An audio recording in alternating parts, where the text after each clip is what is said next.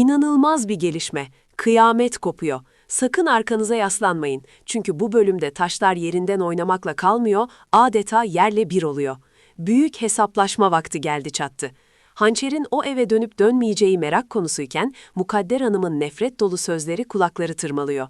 Ama asıl bomba başka yerde patlıyor. Gizli düşman kapıya dayandı. Sesini çok yakında herkes duyacak. Bu video bittiğinde ağzınız açık kalacak. Hazırsanız ihanetin ve intikamın en karanlık dehlizlerine iniyoruz. Daha fazlası için kanalımıza abone olun ve bildirimleri açın.